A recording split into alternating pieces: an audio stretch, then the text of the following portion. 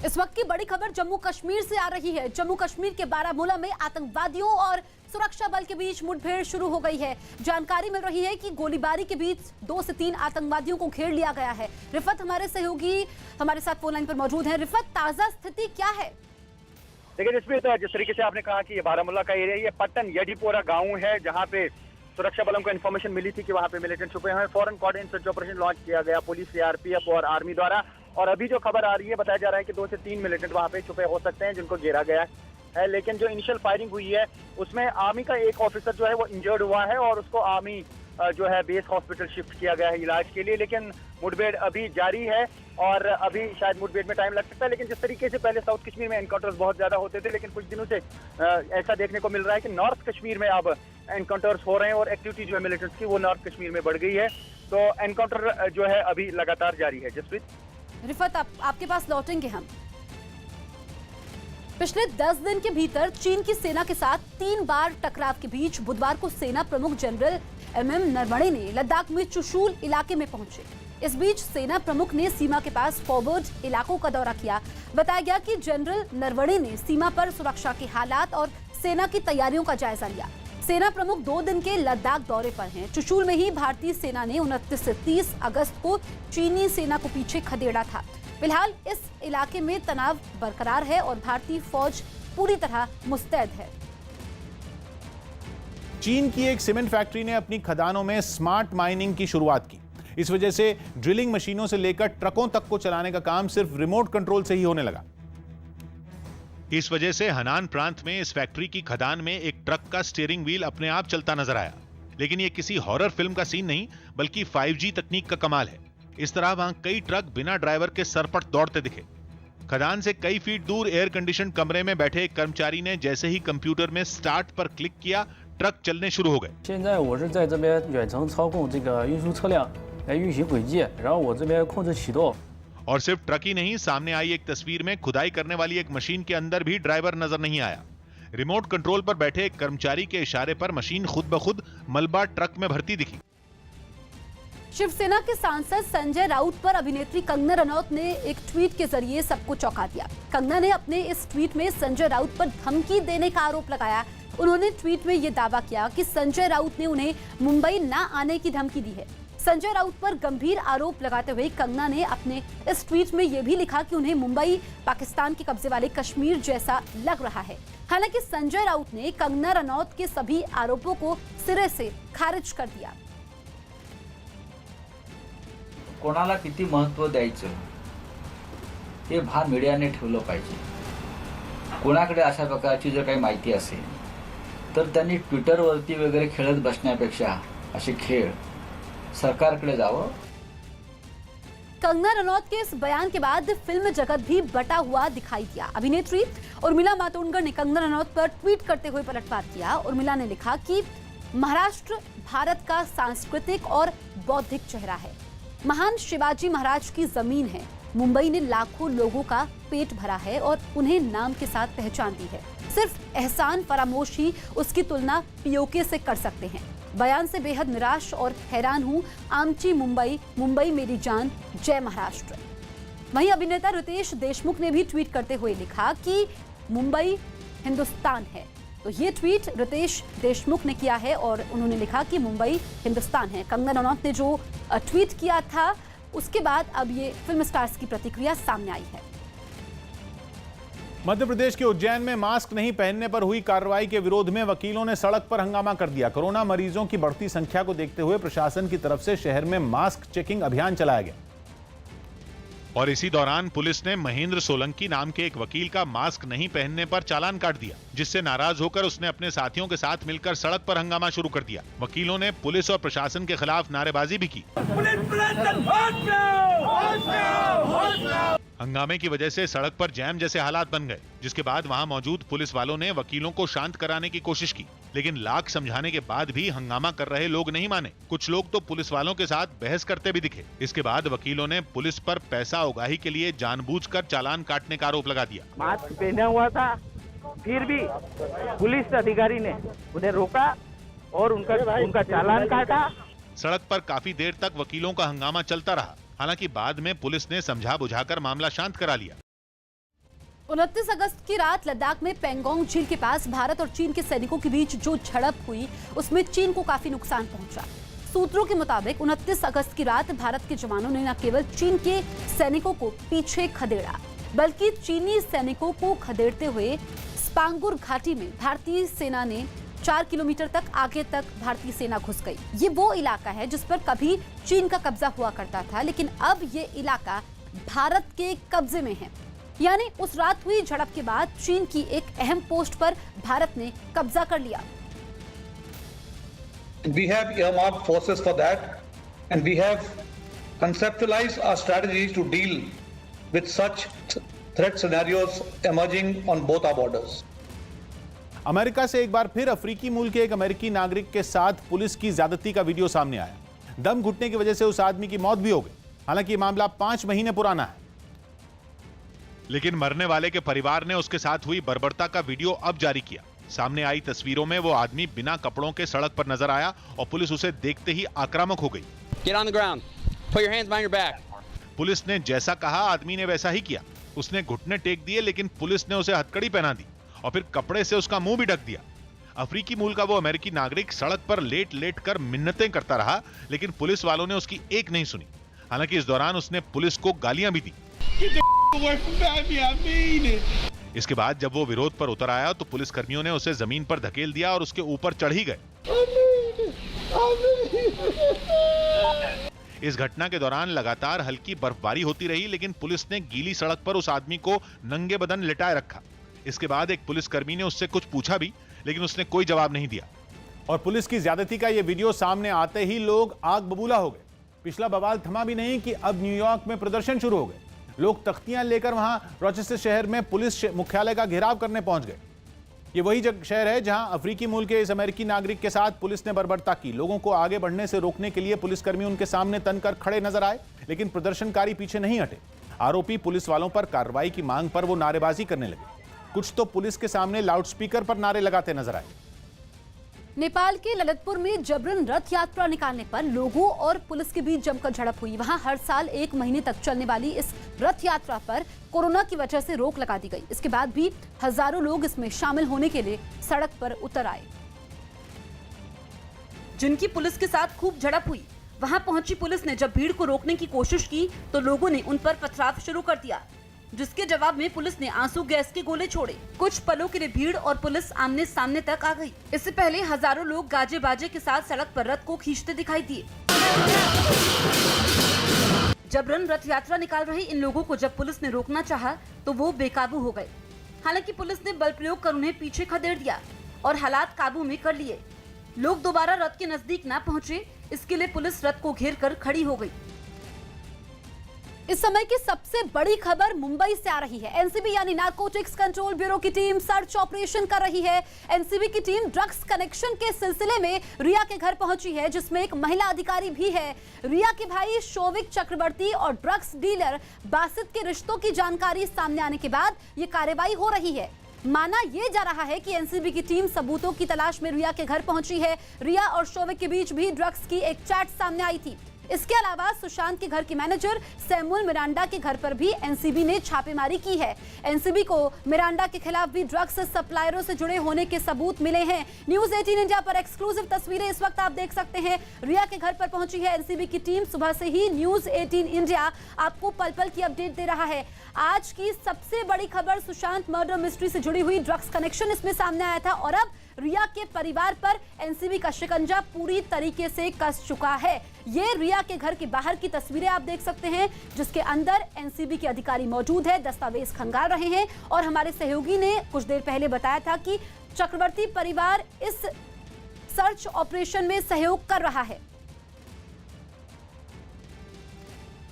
आप लोगों को प्लान रिपोर्ट मिला था? सर क्या कहाँ सर्च ऑपरेशन चल रहा है? It's just a procedural matter in NDPS Act. That's what we are following. Okay. Kindly let us do our job. That is what the request. Okay. Sir कहाँ search चल रहा है? Sir Samuel के घर पर भी चल रहा है sir? Riyaz House and Samuel House. यहाँ पे सर्च ऑपरेशन क्या कुछ इनपुट मिला है? सर ड्रग्स होने का कोई इनपुट मिला है? दो तस्वीरें आपके सामने है। रिया के घर पर एनसीबी की टीम है, दूसरी तरफ सैमुअल मिरांडा के घर पर भी एनसीबी की टीम ने छापेमारी की है। ये दरअसल सर्च ऑपरेशन है और अभी तक जो जानकारी मिल रही है, क्योंकि लगभग 6:30 बजे का वक्त था सुबह का जब एनसीबी की टीम रिया के घर पर पहुंची और अब उसके बाद ये सर्च ऑपरेशन शुरू किया गया। पूरे दस्तावेज खंगाले गए हैं और अभी तक जो जानकारी मिली है, लेटेस्ट अपडेट ये है कि एनसीबी को इसमें कोई भी दस्तावेज नहीं मिले हैं और लगातार ये सर्च ऑपरेशन चल रहा है। दूसरी तस्वीर आप देखिए मिरांडा के घर की, क्योंकि जो ड्रग डीलर है जैद और बासित, उन्होंने पूछताछ में बताया था कि मिरांडा ने भी ड्रग्स की मांग की थी, यानी कि पूरा इनका कनेक्शन है और इस केस में कई अहम किरदार है और कुछ लोगों की तलाश अभी भी जांच टीमों को है। हमारे दो सहयोगी हमारे साथ लाइव मौजूद हैं, आनंद तिवारी रिया के घर से और विवेक गुप्ता मिरांडा के घर से। सबसे पहले हम आनंद के पास चलते हैं। आनंद, लेटेस्ट अपडेट बताइए। जी देखिए, ताज़ा जानकारी है कि चक्रवर्ती परिवार के तमाम सदस्य जो हैं वो इस घर के अंदर मौजूद हैं और दो बड़े अधिकारी, इस पूरी जांच के दो बड़े अधिकारी KPS Malhotra deputy director operation जो पूरी केस के आईओ हैं और समीर वानखेड़े जो मुंबई जोन के हेड हैं, ये दोनों बड़े अधिकारी इस वक्त रिया चक्रवर्ती के घर के अंदर मौजूद हैं। महिला अफसर भी मौजूद हैं और जो टेक्निकल एक्सपर्ट हैं एनसीबी के, उनको भी यहाँ पर लाया गया है कि जो इलेक्ट्रॉनिक गैजेट्स से अगर कुछ क्लू मिलते हैं इस पूरी जांच में तो उसको हासिल किया जाए। यही वजह है कि लगातार इस प्रीमाइसेस में जहां रिया चक्रवर्ती अपने परिवार के साथ रहती हैं, वहां पर एनसीबी की टीम यहां पर मौजूद है। करीबन 8 अफसरों की टीम मौजूद है। दो बड़े अधिकारी जो इस केस के मुखिया हैं, इस जांच को आगे ले जा रहे हैं, समीर वानखेड़े और केपीएस मल्होत्रा, वो इस घर के अंदर मौजूद हैं और अपनी तकनीकी एक्सपर्ट की जो टीम है, जो टेक्निकल एक्सपर्ट हैं, उनको यहाँ पर लाया गया है कि अगर जो गैजेट्स हैं, इलेक्ट्रॉनिक गैजेट्स, उनसे कोई क्लू मिलता है, उनसे कोई डाटा मिलता है, कोई डिटेल मिलती है, तो वो जांच में उससे आगे सहयोग को आगे बढ़ाया जाए। और इसी तरह से सैमुअल मिरांडा घर भी सर्च ऑपरेशन चल रहा है, वहाँ भी जो इलेक्ट्रॉनिक गैजेट्स हैं उसकी पड़ताल की जा रही है। घर के जो व्हीकल्स हैं उनका भी सर्च ऑपरेशन किया जाएगा और ये एक हाउस सर्च है, इसलिए किसी से पूछताछ नहीं होगी। और अब तक चक्रवर्ती परिवार जांच में सहयोग कर रहा है और कोई बरामदगी घर के अंदर से नहीं हुई है, लेकिन करीबन 1.5 घंटे से ज़्यादा का वक्त गुजर गया है। तमाम जो दो बड़े अधिकारी हैं वो अपनी टीम के साथ घर के अंदर मौजूद हैं और जो दूसरे अधिकारी जो दिल्ली से आए वो इस प्रीमाइसेस के बाहर भी लगातार मौजूद हैं। देखना होगा कि कितने घंटे का ये सर्च ऑपरेशन होता है और क्या कुछ रिया चक्रवर्ती के घर से मिलता है या नहीं मिलता। उसके बाद जो संबंध की तैयारी है, जो एनडीपीएस का 67A का संबंध होता है, वो आगे कब जो है देखो, तो जब एनसीबी के अधिकारी घर के बाहर पहुंचेंगे, रिया के घर के बाहर पहुंचेंगे, उसके बाद कई अहम जानकारियां मिलेंगी। विवेक के पास चलते हैं। विवेक, आप मिरांडा के घर पर मौजूद हैं, कब से एनसीबी की टीम मिरांडा के घर पर मौजूद है और क्या सैमुअल मिरांडा एनसीबी की टीम को सहयोग कर रहा है, इस बारे में कोई जानकारी? जसप्रीत, देखिए इस समय हम मुंबई के अंधेरी ईस्ट शहर गांव में हैं। आप मेरे पीछे देख सकते हैं कितनी ज्यादा चहलकदमी है यहाँ पर। सैमुअल मिरांडा यहाँ पे अपने पूरे परिवार के साथ रहता है और एनसीबी के टीम जो है वो इसी घर में मौजूद। मैं अगर मैं आपको घर दिखाना चाहूंगा तो आप साफ तौर पे जो घर देख रहे हैं मेरे पीछे, मिरांडा हाउस, यहीं पर एनसीबी की टीम पहुंची हुई है। मुंबई पुलिस के लोग भी मौजूद है यहाँ पर और बाकायदा यहाँ पर एनसीबी के 5 बड़े अधिकारी मिरांडा के घर के अंदर मौजूद है, उनसे पूछताछ कर रहे हैं। पूरा सर्च ऑपरेशन मिरांडा के घर में चल रहा है। लॉ एंड ऑर्डर खराब ना हो इसलिए बाकायदा देखिए यहाँ पे मुंबई पुलिस की भी मदद ली गई है। बाकायदा यहाँ पर लेडी कांस्टेबल भी रखे गए हैं ताकि उनके घर में जो महिलाएं हैं उन्हें डिस्टर्ब ना हो, इसलिए आसपास के जो पूरे इलाके हैं वहाँ पर चप्पे चप्पे पर मुंबई पुलिस को मौजूद कर दिया गया। मैं आपको फिर से घर दिखाना चाहूंगा। ये जो घर आप देख रहे हैं वो सैमुअल मिरांडा का घर है और सैमुअल मिरांडा के ऊपर आरोप है कि उन्होंने ड्रग्स की जो पूरी जो वो व्हाट्सएप चैट थी उसमें उन्होंने ड्रग पेडलिंग का जो शोभिक है या फिर रिया है उन्हें ड्रग देने का आरोप लगाया जा रहा था। इसी के बाद यहाँ पर बाकायदा एनसीबी ने एक साथ मैं आपको बता दूंगा, एक साथ छापेमारी की है रिया के घर और सैमुअल मिरांडा के घर। ठीक 6:45 पर एक साथ छापेमारी की है कि ताकि एक दूसरे को बिल्कुल पता न लग पाए कि ये अलग अलग समय पर छापेमारी चल रही है। 2 टीमें बड़ी बनाई गई थी, जिसमें जो पहली टीम है वो रिया के घर पर है, जहां पर नारकोटिक कंट्रोल ब्यूरो के जोनल डायरेक्टर खुद समीर वानखेड़े टीम को लीड करते हुए रिया के घर पर तलाशी कर रहे हैं और यहाँ पर भी एनसीबी के आला अधिकारी मौजूद है, यहाँ पर भी छापेमारी चल रही है। बिल्कुल, तो न्यूज़ 18 इंडिया पर हम एक्सक्लूसिव तस्वीरें दिखा रहे हैं। आप देख सकते हैं सैमुअल मिरांडा के घर के बाहर की तस्वीरें और पल पल की अपडेट हम आप तक पहुंचा रहे हैं। विवेक और आनंद दोनों आप हमारे साथ बने रहिएगा, वापस हम आपके पास लौटेंगे। इस वक्त सबसे बड़ी खबर न्यूज 18 इंडिया पर आप देख रहे हैं। सुशांत मर्डर मिस्ट्री से जुड़ी हुई रिया के घर पर इस वक्त एनसीबी की टीम मौजूद है, क्योंकि ड्रग्स कनेक्शन सामने आया था और जो लीड्स एनसीबी की टीम को मिले हैं, चाहे फिर वो सीडीआर हो या फिर व्हाट्सएप चैट हो, इसी के आधार पर अब चक्रवर्ती परिवार पर एनसीबी का शिकंजा कसा है। चीन के जियांगसू से एक हैरान करने वाले हादसे की तस्वीरें सामने आई। वहां एक लड़की की ऊंची हील की सैंडल हादसे की वजह बन गई, जिसका एक वीडियो भी सामने आया, जिसमें सामान पहुंचाने वाला एक लड़का फुटपाथ पर एक दुकान के सामने खड़ा नजर आया। तभी एक कार रिवर्स में तेजी से चलती हुई आई और उसे जोरदार टक्कर मार दी। टक्कर इतनी जबरदस्त थी कि वो लड़का अपने स्कूटर समेत दुकान के अंदर घुस गया। हादसे के बाद कार वहां से हटते हुए आगे बढ़ गई। कुछ दूर जाने के बाद कार चला रही लड़की ने गाड़ी रोकी और उतरकर घायल स्कूटर सवार की तरफ बढ़ने लगी। आसपास के दूसरे लोग भी मदद के लिए उधर दौड़े। पुलिस की जांच में पता चला कि लड़की ने नियम से ज्यादा ऊंची हील की सैंडल पहन रखी थी, जिसकी वजह से उसको एक्सेलरेटर का सही अंदाजा नहीं लगा और कार बेकाबू हो गई। भारत के विदेश मंत्री एस जयशंकर ने संकेत दिए हैं कि मॉस्को में एससीओ की विदेश मंत्रियों की बैठक के समय वो चीन के विदेश मंत्री से मुलाकात कर सकते हैं। एक कार्यक्रम में एस जयशंकर ने कहा कि वो दोनों एक दूसरे को जानते हैं और जब मॉस्को में उनसे मिलेंगे तो आप अंदाजा लगा सकते हैं कि क्या बात हो सकती है। इसके अलावा विदेश मंत्री ने कहा कि भारत और चीन का लंबा इतिहास रहा है, लेकिन फिलहाल जो रिश्ते हैं वो बेहद कठिन दौर से गुजर रहे हैं। साथ ही एस जयशंकर ने कहा कि किसी को भी एक तरफा सीमाओं में बदलाव का अधिकार नहीं है। What I will be talking with my Chinese colleague when I meet him, I mean we've known each other a long time, so you can have a reasonable guess. Jaipur में सरकार की मदद से चलाई जाने वाली गौशाला प्रशासन की मदद नहीं मिलने से बदहाली के कगार पर पहुंच गई। पिछले कई दिनों से लगातार हो रही बारिश की वजह से गौशाला में रहने वाली गायों का बुरा हाल है और वो भूख से तड़पती नजर आई। बारिश की वजह से गौशाला में कीचड़ ही कीचड़ दिखा। गायों को बारिश से बचाने के लिए वहां कोई टिन का शेड भी नहीं था और वो खुले आसमान के नीचे दलदल में तब्दील हो चुकी जमीन में खड़ी नजर आई। एक और दलदल और दूसरी ओर चारे की कमी की वजह से गौशाला में रहने वाली गायों का बुरा हाल हो गया। बारिश से सबसे ज्यादा परेशानी का सामना करना पड़ रहा है गायों को। जयपुर की पिंजरापोल गौशाला के अंदर है और तस्वीर देखिए, गायें भूखी है। हालांकि इस दौरान कुछ लोग अपने खर्च पर उनके खाने का इंतजाम करते दिखे। उन्हीं में एक शख्स जब चारा लेकर गौशाला पहुंचा तो उसे देखकर गायों के बीच हलचल मच गई। जैसे ही उनके सामने चारा पहुंचा वो उस पर टूट पड़ी।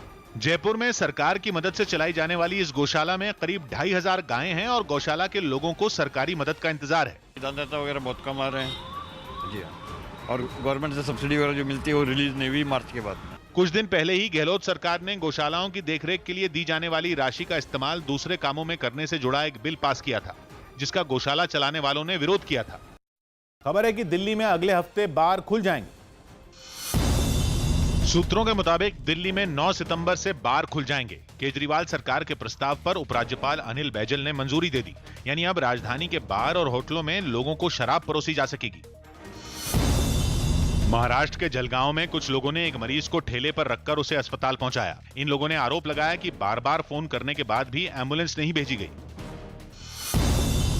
दिल्ली के राजौरी गार्डन में एक आदमी पर जानलेवा हमला किया गया, जिसके आरोप में उसकी पत्नी समेत 2 लोगों को गिरफ्तार किया गया। जो है ये आदमी मनोज रतन से मिलके अपने ही हस्बैंड पे गोली चलवाई और इसको हमने इमीडिएटली वर्कआउट कर दिया। इंग्लैंड के पूर्व ऑलराउंडर डेविड केपल का 57 साल की उम्र में निधन हो गया। वो पिछले 2 साल से ब्रेन ट्यूमर की बीमारी से जूझ रहे थे। केपल 1987 से 1990 तक इंग्लैंड टीम का हिस्सा रहे। इस दौरान उन्होंने 15 टेस्ट और 23 वनडे मैच खेले। यूपी के मथुरा में 2 बदमाशों ने पुलिस चौकी के पास एक आदमी से करीब 4 लाख रुपए लूट लिए। बैंक से पैसे निकालने के बाद ये आदमी जैसे ही बाहर आया, पहले से वहां मौजूद बदमाशों ने उससे पैसे छीन लिए और फरार हो गए। जितने भी सीसीटीवी कैमरास चाहे बैंक के अंदर के हैं चाहे बाहर के हैं, वो सब दिखाए जा रहे हैं। पूरे जनपद में हाई अलर्ट करते हुए चेकिंग लगा दी गई। बुधवार को सुशांत का इलाज करने वाली 2 डॉक्टरों सुजैन वॉकर, डॉक्टर विहंग वाहिया से सीबीआई ने पूछताछ की। मुंबई के डीआरडीओ के गेस्ट हाउस में डॉक्टर विहंग वाहिया से करीब 7 घंटे तक पूछताछ हुई। इस बीच डॉक्टर वाहिया से सीबीआई ने सुशांत के दिमागी हालात पर सवाल जवाब किए। इसके अलावा सुशांत सिंह का इलाज करने वाली एक और मनोचिकित्सक डॉक्टर सुजैन वॉकर से भी सीबीआई ने करीब 8 घंटे तक पूछताछ की। डॉक्टर सुजैन से भी सुशांत को दी गई दवाइयां, उनके मानसिक हालात पर सीबीआई ने सवाल जवाब किए। पटना में पक्की नौकरी की मांग कर रहे गेस्ट टीचरों पर पुलिस ने लाठीचार्ज कर दिया। घटना तब हुई जब प्रदर्शन करते हुए ये टीचर मुख्यमंत्री आवास की तरफ बढ़ने लगे। तभी बीच रास्ते में कुछ पुलिस वालों ने उन्हें रोक लिया और आगे नहीं जाने दिया। एक तस्वीर में तो 2 पुलिस वाले बीच सड़क पर एक टीचर की लाठियों से जमकर पिटाई करते भी दिखे। ऐसे में वो लगातार गुहार लगाता रहा कि उसे छोड़ दिया जाए। इन गेस्ट टीचरों पर लाठीचार्ज क्यों करना पड़ा, इस पर पुलिस ने बाद में सफाई दी। प्रतिबंधित क्षेत्र है, साथ ही अभी कोविड पीरियड है, तो उसमें भी कई रूल्स एंड गाइडलाइंस हैं जिसको फॉलो किया जाना है। इन्हें कोई परमिशन नहीं था। बड़ी संख्या में ये गेस्ट टीचर सड़क पर उतरे, जिन्हें वहां पहुंचे पुलिस वालों ने पहले हटाने की कोशिश की और जब वो नहीं माने तो उन पर लाठियां बरसाईं। सुप्रीम कोर्ट ने दिल्ली में रेलवे ट्रैक के आसपास से झुग्गियों को हटाने का आदेश दिया।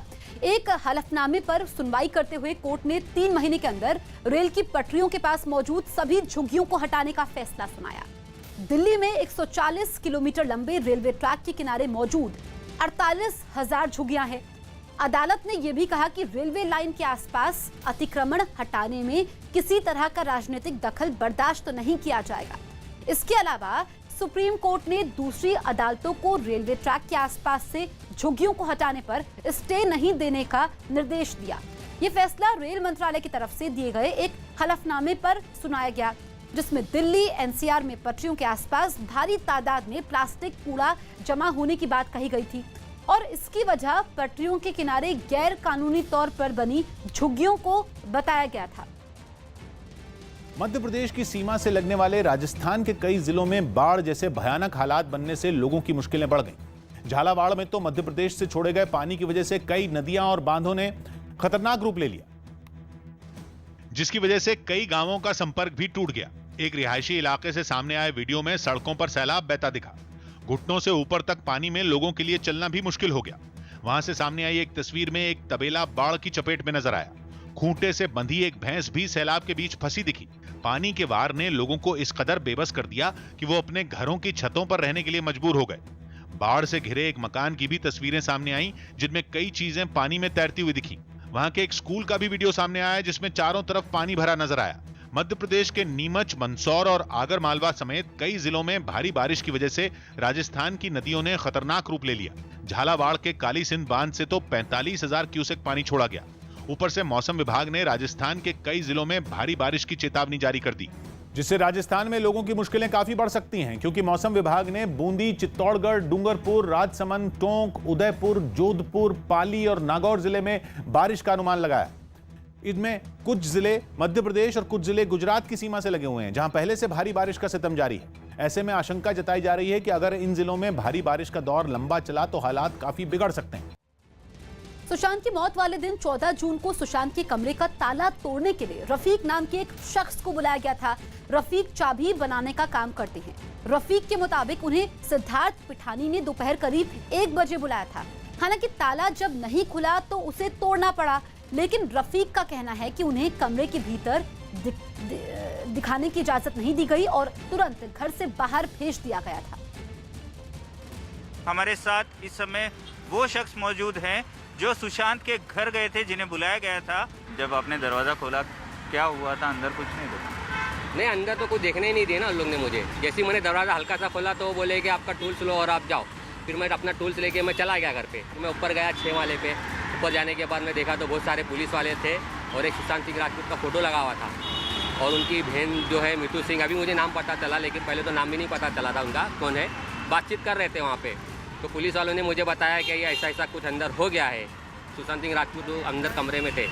जब मुझे मालूम पड़ा कि मैंने जो लॉक तोड़ के गया हूँ एक्चुअल में वो कमरे के अंदर सुशांत सिंह राजपूत थे, 2:45 बजे के करीब मुझे मालूम पड़ा। जब उससे पहले तो मुझे पता ही नहीं था कि अंदर क्या हुआ है। जिस शख्स का आपको फ़ोन आया, उन्होंने अपना नाम क्या बताया? उनका कॉल आया तो उन्होंने नाम तो नहीं बताया था सर। उन्होंने खाली इतना कहा था कि वो सो रहे हैं, वो अंदर से दरवाज़ा नहीं खोल रहे हैं, वो फ़ोन भी नहीं उठा रहे हैं, आप जल्दी से जल्दी आ जाओ, ऐसा कह रहे थे।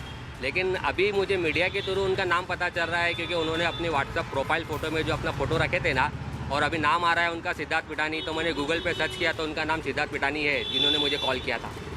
कितने शख्स थे वहाँ जब आपने ये ताला तोड़ा? 3 से 4 जन थे सर। 3 से 4 लोग थे और सिद्धार्थ पिठानी ने इन्हें फ़ोन किया था। आधुनिक से आधुनिक हथियार बनाने की होड़ में लगा चीन अब उपग्रह तक हमला करने वाली मिसाइल बनाने में लगा है। यह दावा अमेरिका के रक्षा मंत्रालय की एक रिपोर्ट में किया गया, जिसके कुछ हिस्से अब मीडिया के सामने आए हैं। चीन के पास ऐसी कुछ मिसाइल पहले से होने का दावा किया गया है जो धरती के चक्कर लगा रहे किसी उपग्रह को निशाना बना सके।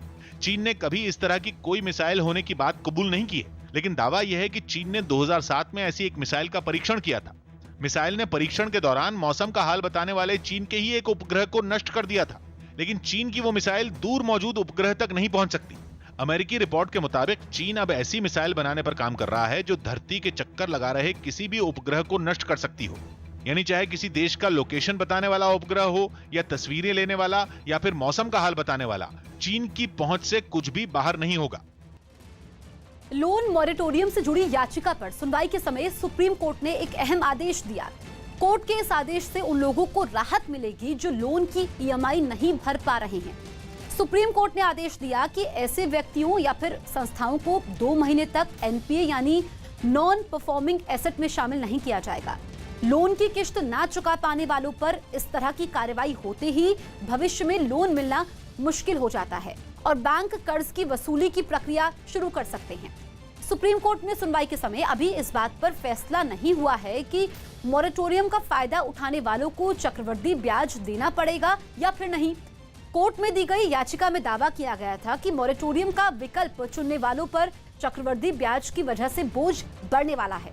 सुप्रीम कोर्ट में इस मामले पर अगली सुनवाई 10 सितंबर को होगी। 6 महीने से भी ज्यादा वक्त के बाद वेटिकन सिटी में पोप फ्रांसिस लोगों से मिले। आखिरी बार वो फरवरी में लोगों के बीच पहुंचे थे, लेकिन फिर इटली में कोरोना के मरीज सामने आने के बाद उनका कार्यक्रम बंद कर दिया गया। मगर हालात सुधरने पर एक बार फिर लोगों को पोप से मिलने और उन्हें अपनी आंखों के सामने देखने का मौका मिला। हालांकि इन बदले हालात में कार्यक्रम के नियम भी बदल गए। जहां पोप की एक झलक पाने के लिए भीड़ लग जाती थी, इस बार महज 500 लोगों को ही इजाजत मिली, वो भी ढेर सारी शर्तों के साथ। सोशल डिस्टेंसिंग तो रखी ही गई, साथ ही सभी मुंह पर मास्क लगाकर पहुंचे और अपना तापमान चेक कराने के बाद ही अंदर दाखिल हुए।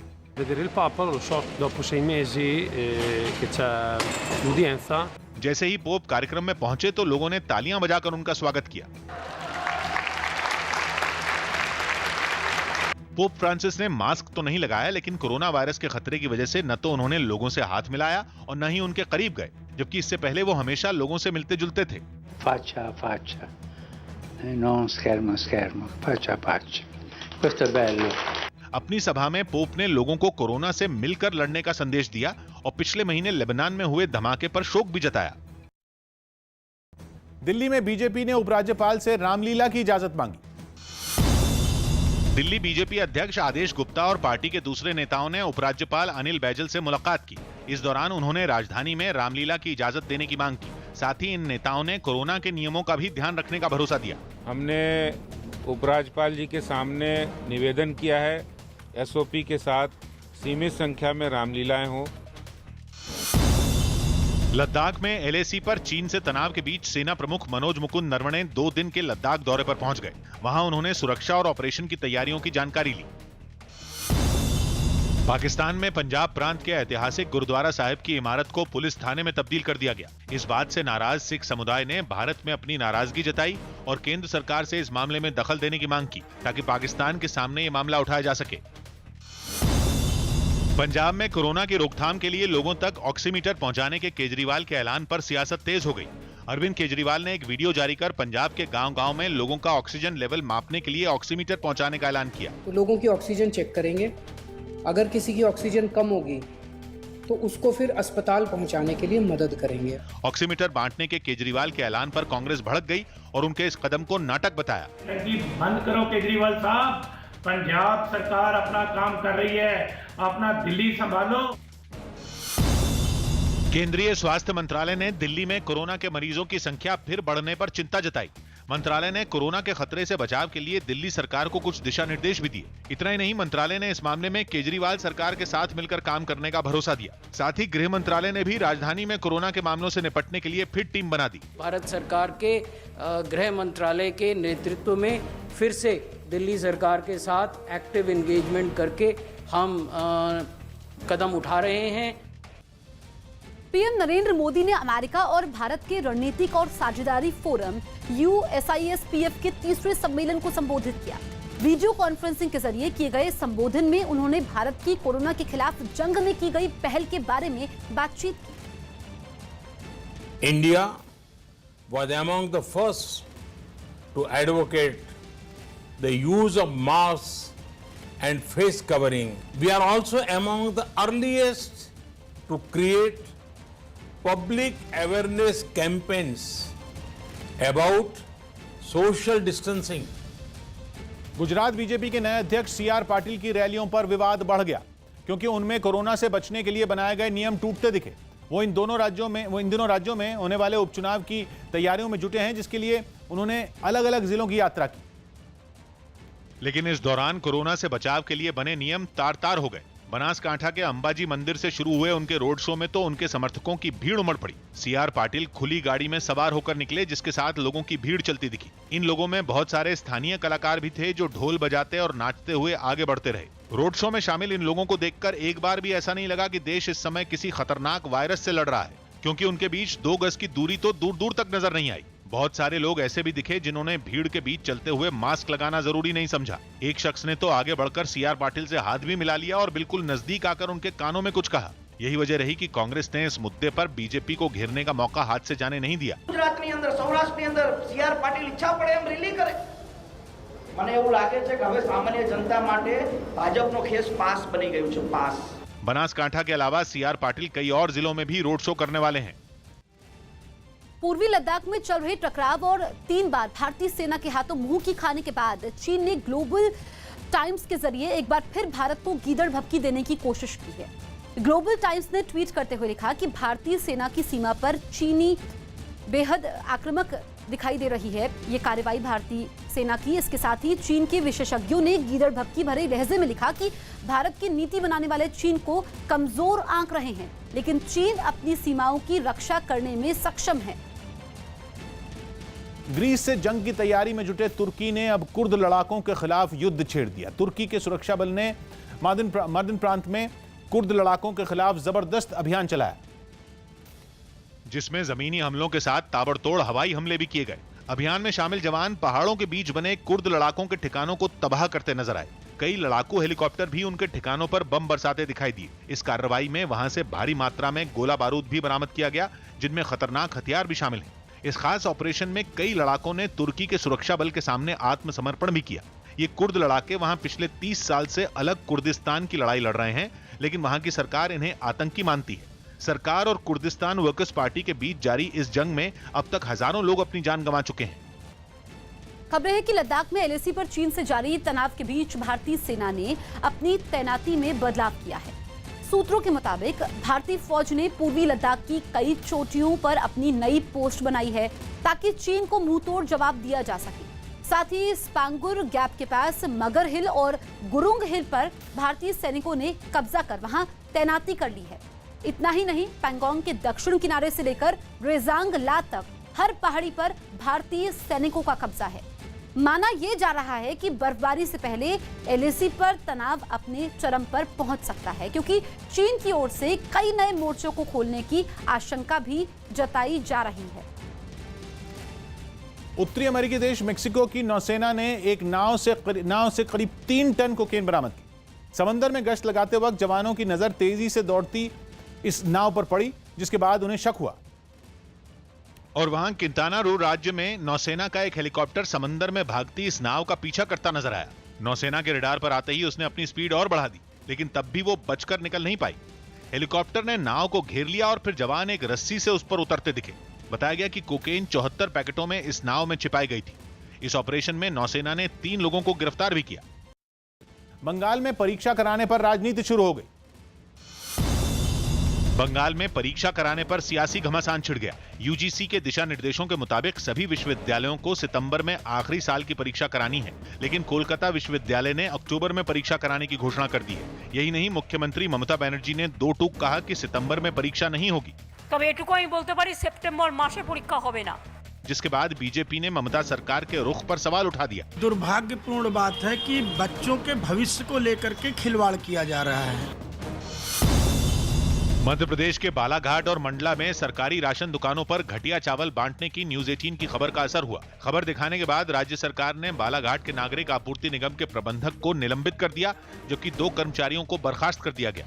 साथ ही इस मामले में चावल की 18 मिलें भी सील कर दी गयी। निश्चित रूप से न्यूज 18 का इसके लिए धन्यवाद है कि उन्होंने ये विषय सरकार के ध्यान में लाए हैं और सरकार की तरफ से इसमें त्वरित कार्रवाई हुई है। पटना के कई इलाकों में सुशांत सिंह राजपूत के समर्थन में होर्डिंग लगाई गई। इन होर्डिंग के जरिए लोगों से एकजुट होने की अपील की गई ताकि सुशांत को न्याय मिल सके। सुशांत सिंह राजपूत को न्याय मिले, इसको लेकर न सिर्फ देश बल्कि विदेश में भी मुहिम चलाए जा रहे हैं और पटना के भी कई इलाके में बड़े बड़े होर्डिंग और बैनर पोस्टर लगाए गए हैं। यूपी के अमेठी में पुलिस ने एक अवैध शराब फैक्ट्री पर छापा मारा और वहां से 5 आरोपियों को गिरफ्तार कर लिया। साथ ही इस फैक्ट्री से 20 लाख रुपए की शराब समेत दूसरी चीजें भी बरामद कर ली गईं। जेम्स बॉन्ड सीरीज की आने वाली film No Time to Die का ट्रेलर जारी कर दिया गया। भारत में यह फिल्म अंग्रेजी और हिंदी समेत 5 भाषाओं में रिलीज होगी। If we don't do this... Jharkhand के पाकुड़ में सड़क हादसे से गुस्साए लोगों ने एक पुलिस वाले की पिटाई कर दी। वहां एक मोटरसाइकिल और ट्रक के बीच टक्कर हो गई, जिसमें मोटरसाइकिल सवार घायल हो गया, जिसके बाद हादसे वाली जगह पर भीड़ इकट्ठा हो गई और पुलिस वालों को निशाना बनाना शुरू किया। इससे पहले ट्रक को घेर कर लोगों ने सड़क जाम कर दी। जानकारी मिलते ही कुछ पुलिस वाले मौके पर पहुंच गए और लोगों को समझाने की कोशिश की, लेकिन भीड़ पुलिस वालों पर ही भड़क गई और ट्रक के ड्राइवर को भगाने का आरोप लगाकर एक पुलिस वाले को पीटना शुरू किया। हालात बिगड़ता देखकर बाकी पुलिस वालों ने भी मोर्चा संभाला और काफी मशक्कत के बाद पुलिस जवान को भीड़ से छुड़ा लिया गया।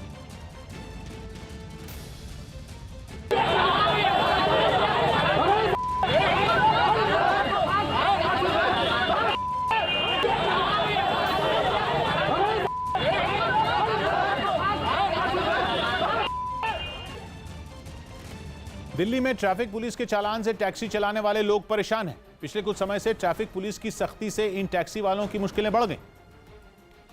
क्योंकि ट्रैफिक पुलिस ने दिल्ली की सड़कों पर निगरानी के लिए कई कैमरे लगा दिए जो हर वक्त गाड़ियों की स्पीड की निगरानी करते हैं। इस सख्ती की वजह से सबसे ज्यादा परेशान टैक्सी वाले हैं, क्योंकि उनकी स्पीड लिमिट प्राइवेट गाड़ियों से कम रखी गई है। एक के बाद एक लगातार चालान होने से टैक्सी वाले अब टूट चुके हैं। टैक्सी चलाने वाले ड्राइवरों का आरोप है कि ट्रैफिक पुलिस ने उन्हें स्पीड लिमिट के बारे में भी कोई जानकारी नहीं दी। बोर्ड लगाओ हमारे लिए कि भाई तुम हम दिखा सके, हम नहीं चला सकते इससे तेज, इससे तेज फाइन है। परेशान टैक्सी वालों ने ट्रैफिक पुलिस से नियमों में ढील देने की अपील भी की।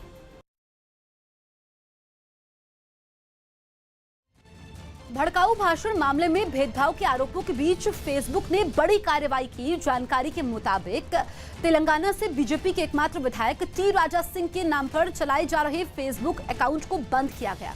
बताया गया कि यह अकाउंट बीजेपी विधायक के नाम पर उनके समर्थकों की ओर से चलाया जा रहा था।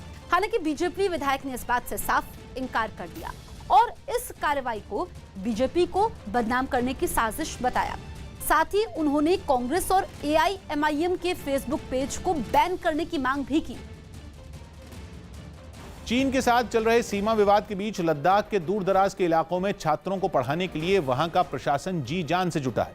लद्दाख के ज्यादातर इलाके इंटरनेट से नहीं जुड़े हैं और जो जुड़े भी हैं वो वहां स्पीड बहुत कम है। ऐसे में छात्रों को ऑनलाइन क्लासें देना भी वहां एक चुनौती है। हालांकि इस चुनौती को पार करते हुए लेह में प्रशासन ने 9वीं से 12वीं तक के छात्रों की पढ़ाई का अलग तरीका निकाला।